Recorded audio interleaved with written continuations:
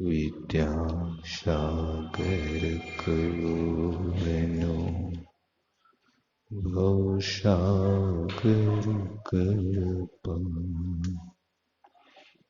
तरणि विद्यासागर गुरु तारो मुझे ऋषि करुणा करो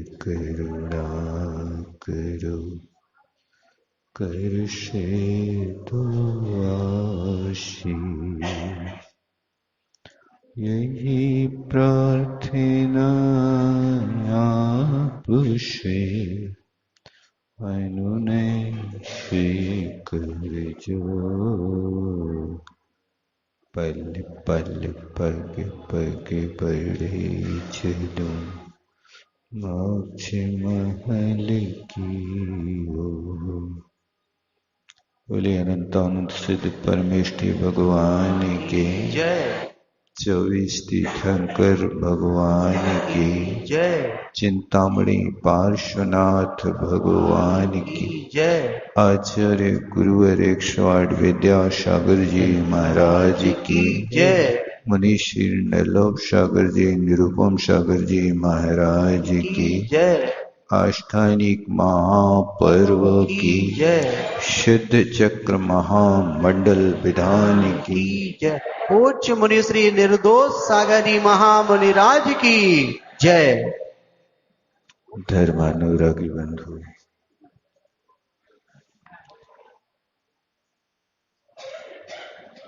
यहाँ पर अपन ने कल देखा था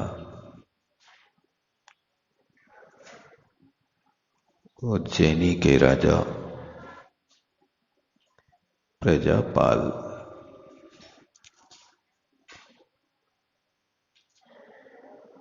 न्याय नीति निपुण थे,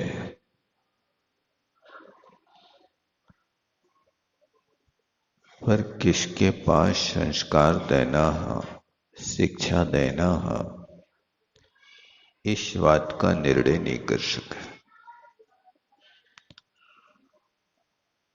सुरसुंदरी ने शिव शर्मा विप्र के पास शिक्षा ग्रहण की, लेकिन उनकी शिक्षा का अंग वेद वेदांग यज्ञ कोक शास्त्र और भी अनेक प्रकार के साहित्य का अध्ययन किया।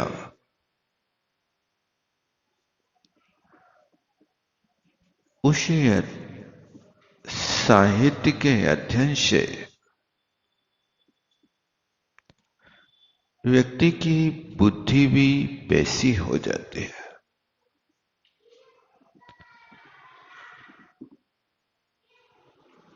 सुरसुंदरी का धर्म के प्रति कोई रुझान नहीं था। होता भी है,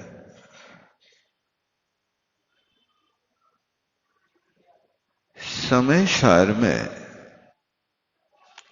एक दृष्टांत दिया है कि मानव अनुसरणशील है, उसको द्रव्य क्षेत्र काल की जैसी संगति मिलती है, उसके अनुसार परिणमन कर जाता है। एक शूद्रिका के 2 पुत्र उत्पन्न हुए। जन्म के बाद एक पुत्र ब्राह्मण के यहां पला पूछा, दूसरा शूद्र के यहां। जो ब्राह्मण के यहां पला पूछा वो व्यसनों से हमेशा दूर रहता, उनसे घृणा करता। लेकिन जो शूद्र के यहां पला, वो व्यसन करना अपना धर्म मानता। एक मां की दोनों संतान है, शूद्र का से उत्पन्न हुए हैं, लेकिन संगति का प्रभाव कि ब्राह्मण के यहां पला पुषा, तो अब वो अपना पांडित्यपूर्ण जीवन व्यतीत करता है। इसी तरह यहां पर भी सुरसिंदरी ऐसे स्थान पर शिक्षा ले चुकी कि जहां जैन धर्म से बाहर हुए, लेकिन मैना सुंदरी ने मुनिराज के चरणों में बैठ करके चारों वनयुगों का न्याय, व्याकरण, सिद्धांत, छंद, सब चीजों का अध्ययन किया, चौमुखी ज्ञान प्राप्त किया। ये चौमुखी प्रतिभा के धनी वही हुआ करते हैं जिनके पास चारों वनयोगों के ज्ञान के साथ न्याय, व्याकरण, सिद्धांत भी हुआ करता है। इस तरह से मैना सुंदरी का समय सत्संगति में व्यतीत हुआ। जीवन में संगति का बहुत बड़ा महत्व हुआ करता है। आप कैसी संगति कर रहे हैं? यदि आप सम्राट की संगति करोगे तो आपके भी राजा बनने के भाव होंगे, और यदि संत की संगति करोगे तो आपके अंदर भी वो भाव आएगा, कब धन्य सु अवसर पाऊं, जब निज में ही रम जाऊं, रागादि के दोष मिटाऊं। ये भावना अंदर से पैदा होती है। जो संतों के निकट आकर के साधना करता है, इस संगति का प्रभाव हुआ करता है। तो फिर अपन देखते हैं कि आचार्य भगवान ने एक श्लोक लिखा है, गंगा पापम शशि तापम दैन्यम कल्प तरुस तथा पापम तापम च दैन्यम च हंति साधु समागमा। कहते हैं गंगा की संगति करने से, गंगा में स्नान करने से पाप नष्ट हो जाता है। शशि तापम, चंद्रमा की चांदनी को पाकर के व्यक्ति के संताप दूर हो जाता है। और कल्प तरु के निकट जाने पर व्यक्ति की दीनता समाप्त हो जाती है। गंगा पापम शशि तापम। गंगा कल बताया था कि पाप कैसे हरण करने वाली होती है। जैन सिद्धांत गंगा के पानी को गंधोदक मानता है। दूसरे लोग गंगा को पवित्र तो मानते हैं, लेकिन रहस्य नहीं जानते कि रहस्य क्या है इसका। एक रूढ़ी के रूप में स्वीकार करते हैं कि गंगा स्नान करने से पाप धुल जाते हैं। बात बहुत सत्य है, लेकिन अपने यहां इसको लोग मूर्ता में ले लिया है। हम उस श्रद्धा से नहीं कर रहे। हमारी श्रद्धा तो पवित्र गंधोदक की वंदना करने में है। हम उस गंधोदक की वंदना कर रहे हैं, इसलिए पाप नष्ट हो जाते हैं। और चंद्रमा स्वभाव से शीतल हुआ करता। चंद्रमा के एक नामों में चंद्रमा का नाम औषधीश्वर है।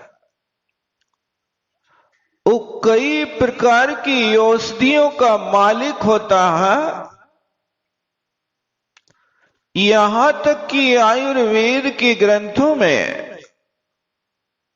कुछ ऐसी औषधियां होती हैं कि जिनको शरद पूर्णिमा की चांदनी में उनके लिए वहां उसमें ताप दिया जाता है, जिसके कारण वो औषधि अमृत का काम कर जाती है। शरद पूर्णिमा की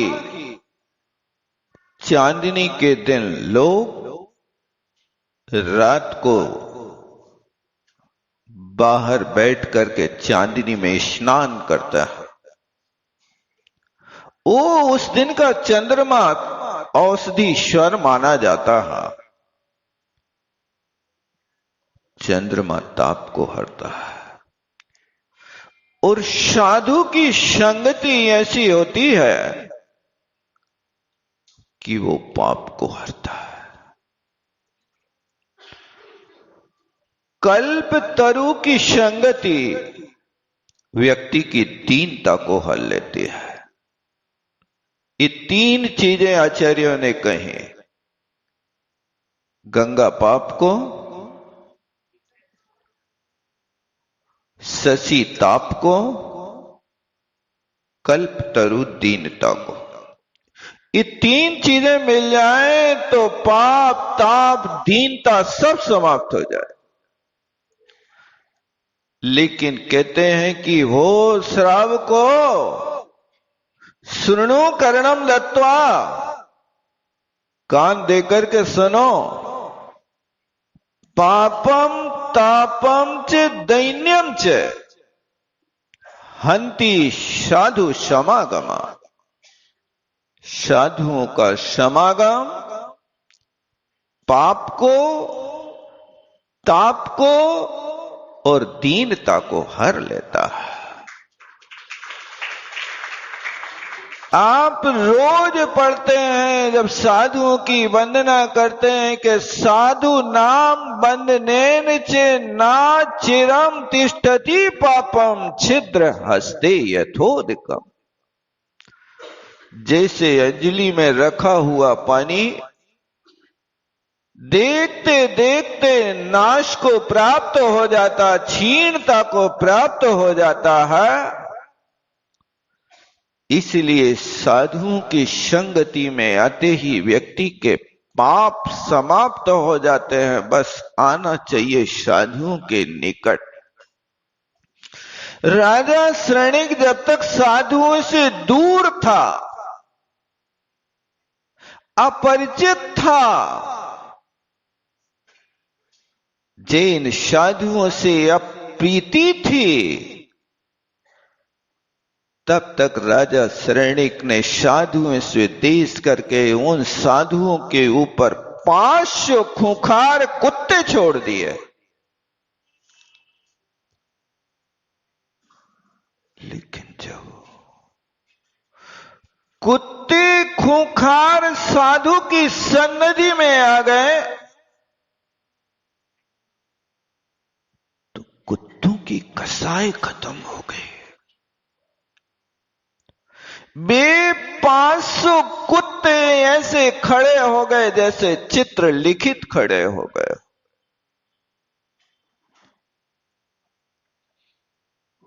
देखा, बड़ा चमत्कारी है। कुत्तों के कंठ अवरुद्ध कर दिए। चमत्कार किया नहीं था, कोई वशीकरण मंत्र महाराज ने फेंका नहीं था। हंति साधु समागमा पापम। साधु का समागम पाप को हर लेता है। वो कुत्ते भले ही साधु के लिए झपटे थे, लेकिन साधु की संगति में आकर के उनका वो भाव खत्म हो गया और साधु की वंदना करके वापिस हो गए। उन कुत्तों ने संदेश दिया था श्रेणिक के लिए कि हे श्रेणिक, एक कुत्ते इनके ऊपर वार नहीं कर सकता। ये बहुत पहुंचे हुए संत हैं, इनकी सन्निधि तो जैसे सूर्य वहां बहुत दूर रह करके भी यहां अपनी किरणों के माध्यम से व्यक्तियों के लिए ऊर्जा पैदा कर देता है, कमलों को खिला देता है। इस तरह इनका आभा मंडल कर्मों को नष्ट करने वाला, और उन्हीं साधु के चरणों में आकर के श्रेणिक सम्यक दृष्टि बना, पापों का क्षय कर दिया। इसलिए पाप का नष्ट होता है। उत्तापम च, साधुओं की संगति ताप को भी हर लेती है। वज्रबाहु काम की अग्नि से तप रहे थे, इतने वासना से पीड़ित थे कि उनने सारे राजपाठ गृह धंधे त्याग कर दिए। अब जब उनकी पत्नी पीहर जा रही थी तो उसके पीछे पीछे वे भी चल रहे थे, और एक जंगल में साधु का दर्शन हो गया। साधु का दर्शन करते ही लगा, हे भगवान, हे गुरुवर शाश्वत सुख दर्शक, यह नग्न स्वरूप तुम्हारा एक टक निहारते रहे। हे भगवान, मैंने आज तक ऐसा रूप नहीं देखा। मैं तो अभी तक सिर्फ नारी के रूप के पीछे पागल था। धन्य है आज आपका रूप देख करके मन के सारे ताप समाप्त हो गए। अंदर में भाव चलने लगा, हे भगवान, कदली तरु संसार, इस संसार तो कदली वृक्ष की तरह निस्सार है। ऐसा विचार करके अंदर का द्वंद्व चलने लगा। बाहर से किसी ने, उनके शाले ने कहा, अरे तुम तो ऐसे लग रहे हो कि जैसे दीक्षा लेने वाले हो। क्योंकि साला जानता था कि जो अपनी पत्नी को 8 दिन के लिए नहीं छोड़ सकता वो दीक्षा क्या लेगा। वज्रबाहु ने कहा, कुछ भाव तो है। साले ने फिर कहा, यदि तुम दीक्षा ले लोगे तो मैं भी तुम्हारे साथ ले लूंगा। क्या था, इतना कहना था कि सारे के सारे मोर मुकुट उतार कर फेंक दिया। हे भगवान, इस संसार से पार उतारने वाली ये मुनि दीक्षा रूपी नौका पर बैठाल करके मुझे इस संसार से पार करा दो। ऐसे वज्रबाहु ने जैसे साधु की संगति की और साधु की संगति करते उनके वासना का जो ताप था, राग की आग थी, उस साधु के दर्शन से समाप्त हो गया। और दीनता, एक व्यक्ति संत के पास आया। अब वो आकर के संत से कहता है कि हे भगवान, मेरी दरिद्रता मिटा दो। उस संत के पास गिड़गिड़ाया, मैंने अपने जीवन में कभी सुख का अनुभव नहीं किया, भगवान मुझे तार दो। संत ने कहा, तुम्हारे लिए ये पारस मणि देता हूं, तुम 4 महीने में जितना सोना बना सको उतना सोना बना लेना। ये पारस मणि है, इससे लोहा से सोना बनाया जाता है। जाओ, तुम्हारी दरिद्रता मिट जाएगी। जन्म जन्म के दरिद्री को एक चिंतामणि रत्न मिल गया। लेकिन अभागा, वो अभागा चिंतामणि रत्न को लेकर के जाकर के सो गया। 4 महीने में तो कितना सोना बनाऊंगा। और फिर कुछ दिनों के बाद नींद खुली, बाजार गया, लोहा का भाव पूछा तो लोहा महंगा हो गया। सोचता है कि अभी लोहा महंगा हुआ है, आज नहीं बाद में खरीदेंगे। फिर घर लौट के आया, कुछ दिन बाद फिर गया बाजार में, और बाजार में जाकर के फिर देखा तो फिर लोहा महंगा हो गया, और महंगा हो गया, और महंगा हो गया। 4 महीने में जितनी बार बाजार गया उतनी बार लोहा महंगा ही होता हुआ, सस्ता हुआ ही नहीं। वो अभागा 4 महीने के लिए चिंतामणि रत्न मिला, लेकिन अपनी दीनता नहीं मिटा सका। दीन बनकर के, भिखारी बनकर के साधु के पास गया। साधु ने उसकी झोली में चिंतामणि रत्न डाल दिया, लेकिन भाग्य साथ न दे तो क्या करे। और 4 महीने हो गए, न 1 तोला लोहा खरीद सका, न 1 तोला सोना बना सका। 4 महीने के बाद संत आए और अपना पारस मणि लिया और चलते बने। अब फिर गिड़गिड़ाता है, भगवान 1 दिन की मोहलत दे दो। अब पछताए होत क्या, चिड़िया चुग गई है। 4 महीने से चिंतामणि रत्न अपने पास रख करके अभागे लोहा की महंगाई देखता रहा। लोहा महंगा हो गया। कितना महंगा हुआ होगा भाई साहब? सोने से भी ज्यादा महंगा हो गया होगा। भाग्यहीन जब खेती करे, बैल मरे के सूखा पड़े। भाग्यहीन व्यक्ति यदि खेती करता है तो या तो बैल मर जाएंगे, अथवा पानी नहीं गिरेगा, सूखा पड़ जाएगा। और पानी गिरेगा तो इतना गिर जाए कि फिर सारी फसल बह जाए। वो भाग्यहीन गिड़गिड़ाता है। संत कहते, नादान भुगत अपनी करनी, हे पापी पाप में चैन कहां। जब पाप की गठरी शीश धरी, अब शीश पकड़ के और रोवत है जो सोवत है सो खोवत है, जो जागत है सो पावत है। नादान 4 महीने चिंतामणि रत्न को अपने पास रख करके भी सोता रहा।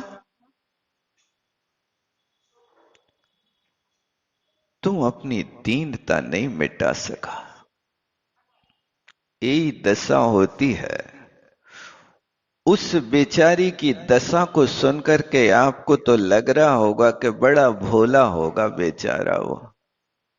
4 महीने में मैं तो उद्योगपति बन जाता, इतना सोना बनाता, इतना सोना बनाता, इतना सोना बनाता कि एक समय भी सोने में नहीं गुजारता।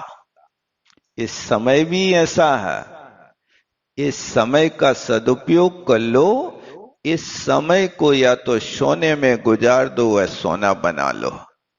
आपको क्या करना आप स्वयं देख लो।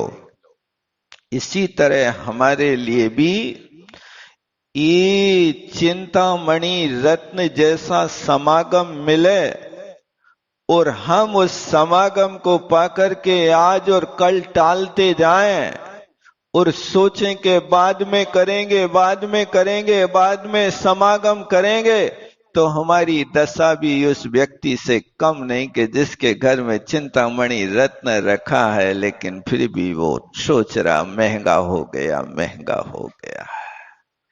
ये अभागे लोग अपने जीवन में कुछ नहीं कर पाते। इसलिए साधु की संगति इन तीनों चीजों को मिटा देती है। तुम जहां 3 दुखों को मिटाने के लिए 3 चीजों को पाना चाहते हो, लेकिन साधु का समागम तीनों चीजों को एक साथ मिटा देता है। इस तरह से इस सत्संगति का प्रभाव हुआ करता है।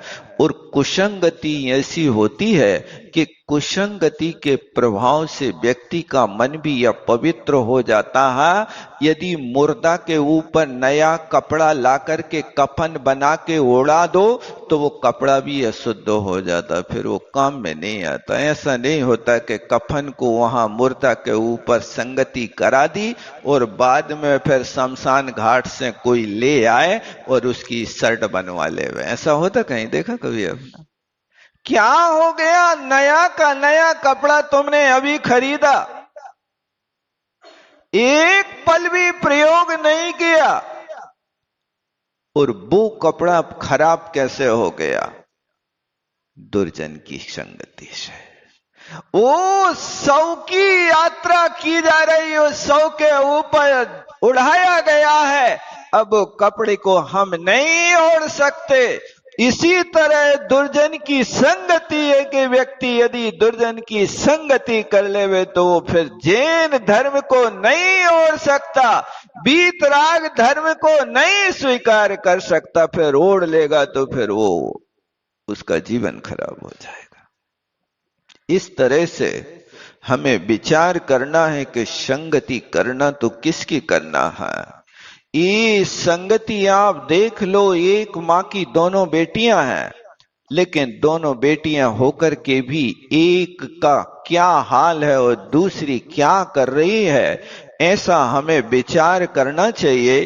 तो वहां पर ये संगति यदि पानी है, पानी ऊपर से तो साफ शुद्ध गिरा है बारिश का, लेकिन वो पानी की बूंद यदि नींबू के पेड़ में चली जाए तो वो पानी खट्टा हो जाता है, और वही पानी यदि अंगूर के फल में चला जाए तो मीठा हो जाता है।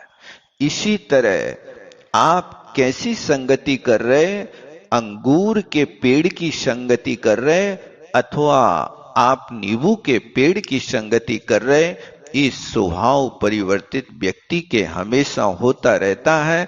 इसलिए संगति जब भी करो तब ऐसी संगति करो कि जो संगति हमारे जीवन को सुधार दे। संतों की संगति एक ऐसी संगति हुआ करती है कि जो संतों की संगति जैसे गंधी की संगति होती है। गंधी समझते हैं आप लोग? इत्र बेचने वाले, इत्र बेचने वाले की दुकान या उस मोहल्ला में चले जाओ तो उस मोहल्ला में जाते ही आपके लिए इत्र की खुशबू आने लगती है, और वहां पहुंचने के बाद आप यदि इत्र बेचने वाले की दुकान पर चले गए तो सम्मान से वो बुलाता है, सम्मान मिल गया, और फिर आपके लिए प्रेम से बैठाने के बाद अपने पास होने वाले सैंपल को, सारे के सारे सैंपल आपके सामने पटक देता है। अब इत्र का सैंपल आप कैसे शीशी से देखोगे कि सूंघ के देखोगे? कैसे देखोगे बताओ? वो आपके लिए हर शीशी का माल खोल खोल करके आपकी कलाई पर लगा देता है। देखो भाई साहब, ये ऐसा है, ये ऐसा है, ये ऐसा है। अब उस गंधी की दुकान पर गए, माल खरीदो या ना खरीदो, आपके लिए इत्र की खुशबू तो मिल गई फ्री में। सैंपल देखने वालों को पैसा नहीं चुकाना पड़ते हैं। चुकाना पड़ते हैं क्या? नहीं। सैंपल देखो, बढ़िया 24 घंटे में एक बार गंदी की दुकान पे चले जाओ, सूंघ के वापिस आ जाओ। इसी तरह साधुओं की दुकान भी गंधी की दुकान की भांति है, इत्र की दुकान की भांति है कि तुम वहां पर कुछ खरीदो या ना खरीदो, इत्र का सैंपल तो फ्री में मिल ही जाएगा, खुशबू तो तुम्हें मिल ही जाएगी। लेकिन लोग उस व्यक्ति की तरह पारसमणि अपने पास रखने के बाद भी अभागे बने रहते हैं और सोते रहते हैं। क्या करें, कर्म के तीव्र उदय ऐसे होते हैं। इसलिए मैना सुंदरी का भाग्य था कि उसके भाग्य ने संतों की संगति दिलाई। उस संतों की संगति करने से कई लाभ होते हैं। पहला लाभ है कि व्यक्ति की जड़ता समाप्त हो जाती है, मूर्खता समाप्त हो जाती है। संगति मात्र से व्यक्ति के अंदर ज्ञान की उपलब्धि होती। जो ज्ञान आप सालों में पढ़ोगे, प्राप्त करोगे, 50 वर्ष में आप पुस्तक पढ़ करके जितना सीख पाओगे, उतना ज्ञान संतों की संगति 6 महीने में सिखा देगी आपको। बस आप पाने की कोशिश करो, आप लेने की कोशिश करो। हर चीज तुम्हें सीखने को मिलती है। पुस्तक में वहां थ्योरी होती है, और साधुओं के आचरण प्रैक्टिकल के होते हैं। वहां मूलाचार में 1300 गाथाएं लिखी हैं। तुम 1300 गाथाओं, 2 पुस्तकों को, 1000 पेज की पुस्तकों को पढ़ने में कम से कम महीना भर लगाओगे। लेकिन उन 2 पुस्तकों, 1300 गाथाओं का सारा 24 घंटे साधुओं के पास रह लो तो 24 घंटे में मूलाचार पढ़ जाओगे कि मूलाचार क्या वस्तु है। वो आचरण, वहां साधु मूलाचार पढ़ते हैं, प्रैक्टिकल यहां करते हैं। आप किसी भी चर्या को देख लो, आहार को भी देख लिया, ऐषणा समिति कैसे पालन करना पड़ती है, ये मूलाचार को आपने पढ़ लिया। सामायिक के समय देख लो कि साधु सामायिक कैसी कर रहा है, आपने एक सामायिक अधिकार पढ़ लिया। उनके 6 अधिकार होते हैं, 6 आवश्यक होते हैं। उस 6 आवश्यकों के एक अधिकार को तुमने पढ़ लिया। मूलाचार की बात समझ में आए या ना आए, क्योंकि आपके लिए दृश्य वस्तु ज्यादा अच्छी लगती है। आपके लिए कोई अलग से कहानी सुनाए तो उतना मन नहीं लगेगा, लेकिन श्रीपाल का कोई नाटक करके दिखाए तो यहां भीड़ लग जाएगी। लोग इतने होंगे कि आपके लिए स्थान नहीं होगा खड़े होने को। ये दृश्य काव्य होता है। तो इसी तरह यहां पर भी साधुओं का जो जीवन होता वो एक दृश्य नाटक की भांति आप देख सकते हो कि मूलाचार आप नहीं पढ़ पाओगे, लेकिन मूलाचार का आचरण करने वालों को आप पढ़ सकते हो। समय सार आपके माइक क्या कर रहा है आज, गला पकड़ रही। आप समय सार को पढ़ पाओ या ना पढ़ पाओ, लेकिन वास्तव में समय सार की क्या व्यवस्था होती है उसको आप देख सकते हो। इस तरह से यहां पर संत समागम, सत्संगति व्यक्ति की जड़ता को नाश करता है, मूर्खता को नाश कर देता है। और दूसरी चीज है कि यहां पर सत्संगति व्यक्ति के वचनों को संयमित बना देता है। आप अपने जीवन में भाषा समिति का पालन नहीं कर पाते, कोई बात नहीं। भाषा समिति का पालन नहीं कर पा रहे, कोई बात नहीं। आप इतना ध्यान रखना कि अपने जीवन में ये 4 प्रकार के वचन बोलना प्रारंभ कर देना। जब भी बोलो, कम बोलो, मीठा बोलो, धीरे बोलो और जरूरत होने पर बोलो। फिर से सुनाऊं एक बार, सुन रहे का सो रहे आप लोग? क्योंकि ये भोजन का भी समय हो रहा है ना, सुबह 6 बजे के आए हो आप लोग, और फिर लोग कहते भी हैं कि भूखे भजन ना होए गोपाला, वापिस ले लो कंठी माला अपनी भैया। अब 10 बजे तुम्हें छुट्टी भी पाने हैं। फिर भी ज्ञानामृतम भोजनम, ज्ञान को अमृत का भोजन माना जाता है। कोशिश करना। तो ये 4 चीजें, आप भाषा समिति नहीं पालन कर पा रहे, लेकिन यदि ये 4 प्रकार के वचनों को बोलने का आपने अपने जीवन में पालन कर लिया, तो आप भाषा समिति से कम नहीं रहेंगे।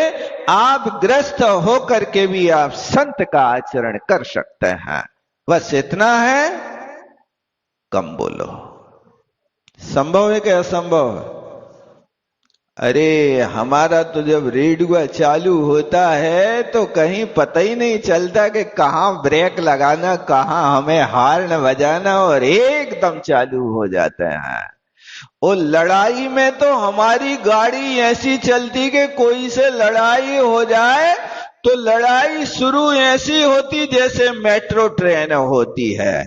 वो मेट्रो ट्रेन शुरू होती और शुरू ही से 100 की स्पीड पकड़ती है, कम में चलती ही नहीं।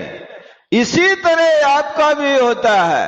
अब ध्यान रखना, आप घर में रह करके भी साधना कर सकते हैं। बस नियम पालन कर लेना, कम बोलना। किससे? अब ये भी प्रश्न खड़ा करोगे, किससे बोलना कम? कहां बोलना? दुकान में के घर में के मंदिर में? मंदिर में तो फिर भी चल सकता कि मौन पूर्वक आ जाए, लेकिन घर में कैसे चलेगा वो तो? अरे झगड़े जहां होते हैं वहीं तो साधना करना है। मंदिर में कौन से झगड़े होते हैं? लेकिन आज तो मंदिर में भी झगड़े होने लगे, क्या बताएं। सियाने लोग मंदिर में आके तू मैं कर रहे, एक दूजे की पोले खोले, सब संबंध बिगड़ रहे, सब एक दूसरे पे छीटा कसी कर रहे हैं। बनना तो मुझे था अध्यक्ष और तुम बन गए। तुम तो कछु नहीं जानत, मैं तो सब कुछ जानत, मैं तो कितने कानून पढ़ के आया हूं। ये होता है। तो कम बोलो, जब भी बोलो मीठा बोलो, लेकिन खाते मीठा बहुत है और बोलते कड़वा है। अब कोशिश करना कि सिद्ध चक्र विधान में यदि आपने बैठ करके इतनी साधना कर ली, बोलने की साधना कर ली, तो समझ लेना कि आपके लिए सिद्ध चक्र विधान का बहुत बड़ा फल मिल गया है। लेकिन कोई लगता नहीं मुझे कि ये साधना कर पाएगा। कर पाएगा कोई? कम बोलो, मीठा बोलो। सामने वाले की यदि कोई गलती एहसास कराना है तो आप डांट फटकार की अपेक्षा प्रेम से भी कर सकते हो। कैसे कर सकते? जैसे मान लीजिए आपके भोजन में आज दाल में नमक कम है, आप कैसे एहसास कराते सामने वाले को? भूल गई थी क्या? नींद आ गई थी क्या? होश नहीं था क्या? ऐसे ही कहते, कुछ और कहते हैं। अरे एक व्यक्ति तो कह रहा था अपनी पत्नी से, अरे उसको तो 12 बोतल को नशा हमेशा ही चढ़ो रे। मैंने सुनकर के कहा, कमाल कर दिया, एक आध बोतल नहीं, 1 बोतल 1000 रुपया की। और 12 बोतल 12,000 की रोज तुम यदि उसको पिलाते होगे तब तो 12 बोतल का नशा चढ़ता होगा भाई साहब। आपकी बजट में से 12,000 की शराब पीती है क्या वो? नहीं, हम कहने से नहीं चूकता। ऐसे शब्द बोलने की अपेक्षा आप सामने वाले की गलती एहसास कराना, लेकिन टोन बदल देना। नाराजी की अपेक्षा मुस्कुरान होवे और कटु शब्दों की अपेक्षा मीठे शब्द होवे। आप यदि अपनी पत्नी को नमक की कमी का एहसास कराना है तो कहना, आज आपने इतने प्रेम से भोजन कराया, इतने प्रेम से भोजन कराया कि आज दाल में नमक की कमी का एहसास ही नहीं हुआ। संभव है कि असंभव है? आप कहेंगे डिक्शनरी तो खरीदना पड़ेगी, कहां से लाएंगे? क्योंकि हमारे पास तो वो ही सत्य है कि हम जब भी करते तो लठ पटकते हैं। फूल तो हमने कभी फेंकना सीखा नहीं है। कोशिश करना। क्या इस प्रकार के वाक्य के बोलने से सामने वाले को पता नहीं चलेगा कि आज दाल में नमक कम था? आपकी बात को स्वीकार नहीं करेगा? करेगा तो। लेकिन यदि इस प्रकार का वातावरण बनाओगे तो तुम्हारा घर स्वर्ग बन जाएगा, तुम्हारे घर में अमृत बरसेगा और लोग देखते आएंगे कि धन्य है, इस घर को देखने चलो जहां पर अमृतमयी वचनों की वर्षा होती है। कम बोलो, मीठा बोलो, और तीसरा धीरे बोलो। धीरे बोलो मतलब लोगों की आदत है कि कोई भी बात कर रहे हैं तो चिल्ला के कहें। मुझे बहुत डर लगता है कि लोग हमारे पास भी बैठे होंगे और एक ने कोई बात रखी और दूसरे ने बात काट दी उसकी, तो वे उतना ही कहने लगे, तुम ताल ठोक के खड़े हो जाते। ये नहीं देखते कि महाराज के सामने बैठे हैं, कि हम मंदिर में बैठे, कि घर पे बैठे हैं, कि संसद भवन में बैठे, कहां बैठे। इसलिए धीरे बोलो, जब भी बोलो धीरा बोलो। और चौथा वचन याद रखना, जरूरत हो तो बोल लो और जरूरत ना होवे तो मौन रहो, सबसे अच्छा। एक व्यक्ति आया, बोले कि जरूरत रहने पर बोलेंगे, यदि उनसे ना बोले तो वे समझते जे बड़ी अभिमानी है। आपका सोच बहुत अच्छा है, लेकिन इतना करना कि सामने वाले व्यक्ति के लिए आप बोलना नहीं, जैसे ही दिखे एक मुस्कुराहट दे दो। मुस्कुराहट एक ऐसा अस्त्र है, न चुभता है न चूकता है, सामने वाले व्यक्ति को अपना बना लेता है। सामने वाला तो तब सोचेगा जब आप रास्ता काट के जाओगे, नहीं बोलोगे तब ये जरूरत होगी। इसलिए ये 4 वचन हमेशा याद रखना, तुम्हारा स्वाध्याय हो जाएगा। तो ये वचनों की साधना होती है और सम्मान प्रदान करती है हमारे लिए सत्संगति, संतों के समागम करने वाले व्यक्ति को। देखो, आप महाराज को आहार कराने गए, लोग प्रेम से कहते हैं, भैया जी आज हमारे घर में भोजन करके जाना, नहीं कहते क्या? ये संगति का प्रभाव। अथवा तुम रोड पे चल रहे हो तो रोड पे चलने वाले व्यक्ति से कौन कहता तुम हमारे घर में रोटी खा भी आ जाइयो? क्या लेना देना, क्यों कहेंगे? ये संगति का प्रभाव है और संगति सम्मान प्रदान करती है, संगति पापों को नष्ट करती है और सत्समागम मन प्रसन्न करता है। आप लोग यहां पर ये भक्ति कर रहे हो, प्रवचन सुन रहे हो, तो दुखी मन से सुन रहे हो कि प्रसन्न मन से सुन रहे हो? बताओ कैसे सुन रहे हो? आनंद आ रहा है कि लग रहा कि हे भगवान मुंसव्रतनाथ, भगवान जल्दी सुनो, छुट्टी करो, घंटी बजाओ और हम गेट के बाहर हो जाएं? ऐसी भावना कर रहे क्या? नहीं, मन प्रसन्न होता है। धन्य है भगवान, आपकी वाणी हमारे लिए श्रवण करने का अवसर मिला। हे परमात्मा, हमारी भावना ऐसी बनी रहे जैसे वो चातक पक्षी उस मेघ की बूंद के लिए तरसता रहता है, और बरस जाए, जल्दी बरस जाए, जल्दी बरस जाए।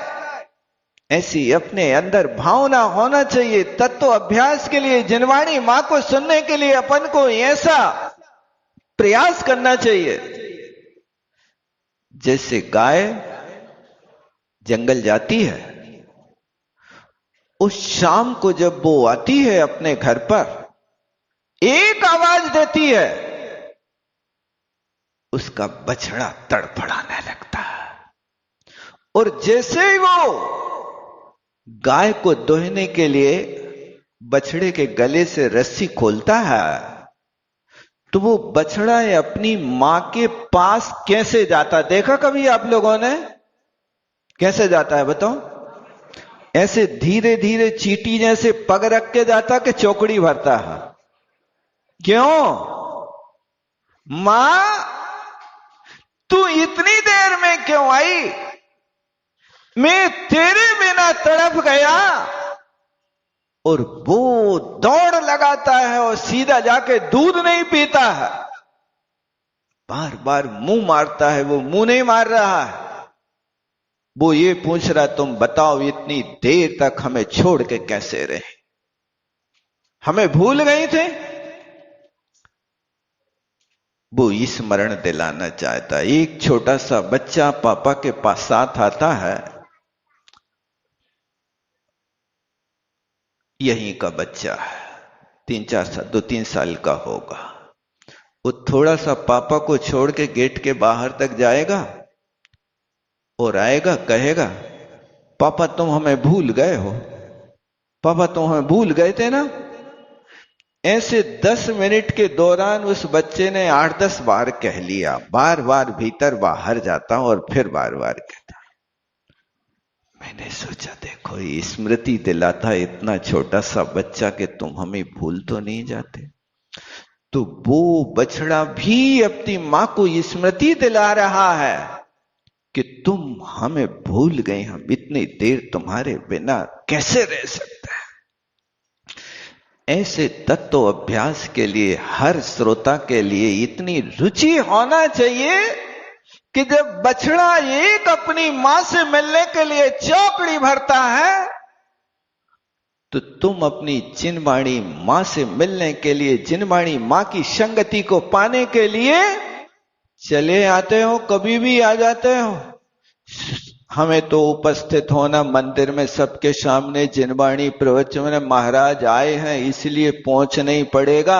अब मंगलाचरण में जाने हैं, चाहे ओंकारम बिंदु संयुक्तम में पहुंचे, चाहे मिथ्यात्म नाशवे के समय पहुंचे, बस पहुंचना है, यही लक्ष्य है। नहीं, वो अपने अंदर रुचि होना चाहिए।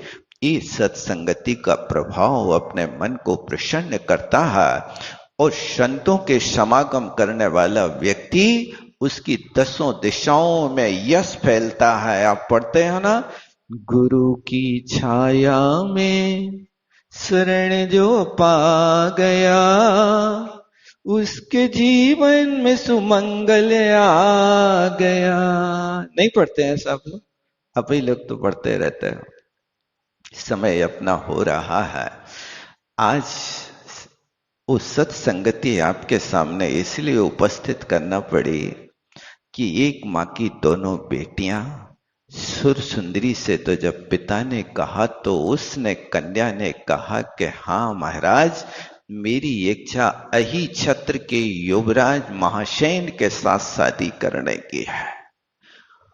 और इस बात को सुनकर के राजा ने कुछ आनाकानी किए बिना, ऑब्जेक्शन लिए बिना, और छत्र के युवराज के साथ उसकी शादी कर दी। अच्छे मुहूर्त में शुभ दिन में शुभ लग्न में शादी करने के बाद जब कुछ काल व्यतीत हुआ और मैना भी विवाह के योग्य हुई, तो मैना जिनेंद्र भगवान की भक्ति करके आ रही थी। रोज पूजा पाठ करना ये संस्कार होना चाहिए। और वो वहां से आकर के मंदिर से पवित्र गंधोदक लाकर के जैसे ही राजा प्रजापाल को देती है, और प्रजापाल गंधोदक को लेते बड़े वंदना के साथ, प्रेम के साथ उसकी वंदना करते हुए जैसे ही मैना सुंदरी को देखते, और मैना सुंदरी को देख करके उनके अंदर भी भाव आया कि ये भी लड़की अब जवान हो गई है, इसके लिए भी अब योग्य वर की आवश्यकता है। तो प्रजापाल ने जैसे सुरसुंदरी से कहा वैसे ही मैना सुंदरी से कहा कि तुम भी अपना इच्छित वर मांग लो, जो तुम्हारी इच्छा हो। जैसे सुरसुंदरी ने क्षेत्र के युवराज के साथ शादी की, ऐसे तुम्हारी इच्छा किसके साथ शादी करने की है? चूंकि शादी जो होती है परिवार के लोग अपने हिसाब से काम करते हैं, लेकिन जो सुशील कन्या होती है वो अपने मुख से वर नहीं मांगती। किंतु शादी का ये नियम होता, कन्या वरयते रूपम माता वित्तम पिता कुलम।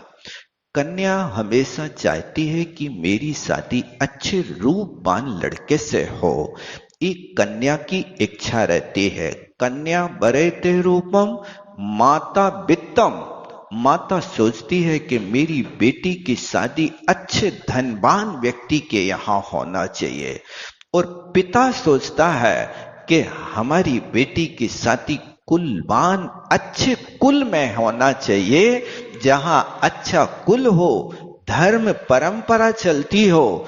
और उस लड़की के भाई चाहते हैं कि रिश्तेदारी अच्छी, बांधवा कुल मिक्षंती, जो हमारी बहन जहां जा रही है उस परिवार के लोग अच्छे व्यवहार कुशल हों, जो जीवन भर रिश्ता निर्वाह करने वाले हों। और बाराती जन चाहते हैं कि बढ़िया 10-15 प्रकार की मिठाई खाने को मिले, अपना विवाह हो गया। बारातियों को मिलना का है, बस वही तो मिलना है, मिठाई खाने को मिलना। ये उनके विवाह के सिद्धांत हुआ करते हैं। तो कन्या ने पिता के लिए उत्तर दिया कि हे पिता, कुलीन कन्या कभी भी अपने मुख से किसी प्रकार के वर की याचना नहीं करती। कन्या वो गौ की भांति होती है कि जैसे किसी व्यक्ति ने अपनी गाय बेच दी, अब बेचने के बाद वो व्यक्ति उस गाय के गले में रस्सी डाल करके जहां ले जाता है वहां वो गाय चली जाती है। इस तरह कन्या भी एक गौ की भांति हुआ करती है। ऐसे उसने जब उपदेश दिया तो प्रजापाल कुपित हो गया, बहुत नाराज हो गया। ये तो बहुत बढ़ चढ़ के बातें करती है, हमको कुछ समझती नहीं है। ऐसा राजा कुपित हुआ, लेकिन कर्म सिद्धांत को भूल गया। और ये क्रोध जो होता है, हमेशा ध्यान रखना, क्रोधी की दुनिया विरोधी। जहां क्रोध होता है वहां दुनिया के लिए विरोध खड़ा हो जाता है। इसलिए क्रोध नहीं, करुणा करो। मान नहीं, सम्मान। दगा सगा होता नहीं, कर तो साम्रतपान। क्रोध नहीं करो, करुणा करो। सामने वाले व्यक्ति से यदि तुम्हारा कोई भाव बिगड़ता है तो अपने परिणामों को निर्मल रखो। किसी से डांट करके मत कहो। जो बात तुम डांट करके कह रहे हो वो प्रेम से कहने की आदत डालो। तुम्हारी शान घट जाती कि रुतवा घट गया होता। जो गुस्से में कहा तुमने वो हंस करके कहा होता तो तुम्हारे लिए एक आनंद आ जाता। लेकिन हम सामने वाले व्यक्ति को हमेशा क्रोध दिखा करके उसके मुख पे ताला डालना चाहते हैं। लेकिन ध्यान रखना कि आपके क्रोध करने से सामने वाले व्यक्ति का हृदय शांत नहीं होगा। यदि आप सबल हैं तो वो चुपचाप आपकी बात को सुन लेगा, लेकिन अवसर देखेगा कि हम तुमसे बदला कब लेवें। इसलिए आप क्रोध नहीं करना। यदि छोटों पे क्रोध करते हो तो छोटे भी बड़े खोटे होते हैं। देखो, विभीषण रावण से छोटा था, रावण ने गुस्सा करी और विभीषण घर छोड़ के आया तो रावण के प्राण खतरे में पड़ गए। इसलिए छोटों को भी ध्यान रखना, हमेशा अपने घर में लिख लेना कि जब गुस्सा करने लगो ना छोटों पे, तो ये लिखना कि विभीषण पे गुस्सा करी थी तो रावण की दशा बिगड़ गई, धराशायी हो गया। छोटों पे अपन को कभी क्रोध नहीं करना। अपने घर को सुखी बनाना है तो दो बातें याद रखना, बड़ों की विनय और छोटों को वात्सल्य देते रहना। तुम्हारा घर स्वर्ग बन जाएगा। कभी भी आपके मुख से छू की आवाज नहीं निकलेगी। बस ये दो सूत्र यदि आचरण में आ जाए, बहुत कठिन है, सरल नहीं है, लेकिन है। सरल है कि कठिन? आप लोग बताओ क्या है? सरल है क्या? क्या करना सरल है? बड़ों की विनय करोगे कि गालियां दोगे? वो छोटों को थोड़ा जोर से तो बोलो तुम लोग। अभी उपास है कल का, क्या अष्टानी के उपास कर रहे क्या? क्या करना है छोटों के साथ? छोटों के साथ और बड़ों के साथ विनय। ये आचरण में लाना है कि सिर्फ यहीं पर सुनाना है? क्या करना है? आज आपका नियम रहेगा, क्या नियम रहेगा? बड़ों की खूब विनय करना। जो रूठे हैं उनको मना लेना विनय करके, और छोटों को खूब वात्सल्य करना, देख करके मुस्कुराना। और जितने अच्छे से अच्छे चुनिंदा शब्द होवे वो छोटों बड़ों को आज बांटना, यही आपका नियम रहेगा। पाल पाओगे कि नहीं पाल पाओगे? ये होमवर्क है, आप इसको करने की कोशिश करना। बोलो आचार्य गुरु और विद्यासागर जी महाराज की जय। जावणी के ज्ञान से सूझे कालो सो वाणी मस्तक नमो सदा देत हूँ ढो। हे जिन वाणी भारती तो ही जपो दिन रैन। जो तेरो शरणा गए सो पावे सुख चैन। देव भजो अरिहंत को गुरु सेवा निर्ग्रंथ। दया धर्म पालो सदा यही मोक्ष का नवाड़ा मुका मत।